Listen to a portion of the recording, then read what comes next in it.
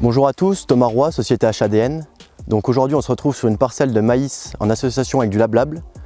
Donc aujourd'hui ça fait 3 ans qu'HADN développe et commercialise cette association, principalement dans le Grand Est. Au niveau de l'itinéraire technique, il faut impérativement semer dans un sol réchauffé à une température du sol de 10 degrés minimum. Suite à nos nombreux essais, la densité de semis optimale est de 75 000 grains de maïs et de 75 000 grains de LabLab à l'hectare. On va mélanger les deux graines dans les mêmes gamelles quand il s'agit d'un semoir monograine et semer en un seul passage et retrouver ainsi les deux graines dans la même ligne de semis. Le choix de la variété du maïs est très important. Il faut choisir un maïs avec un portefeuille dressé pour ainsi favoriser le développement du LabLab, car il aura plus de lumière.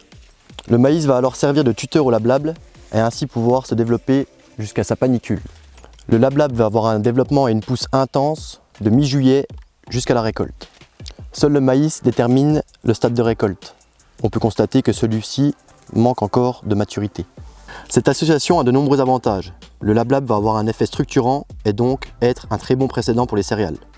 Des besoins en eau réduits, un gain de 3 à 6 points de MAT par rapport à un maïs seul, sans dégrader l'amidon et donc équilibrer le fourrage. Bien entendu, il faut faire une analyse chimique et non pas d'amidon classique pour déterminer la MAT du LabLab. Suite à nos nombreux essais, nous nous sommes aussi rendus compte que le LabLab avait tendance à repousser et gêner le gibier par son développement important entre les rangs de maïs. Le LabLab est une légumineuse tropicale originaire d'Afrique du Sud. On l'associe généralement au maïs pour un apport en protéines supplémentaires et sa résistance à la sécheresse. Sur ce chantier aujourd'hui, on peut constater, malgré le manque d'eau, que le LabLab a su se développer et ainsi monter jusqu'à la panicule du maïs.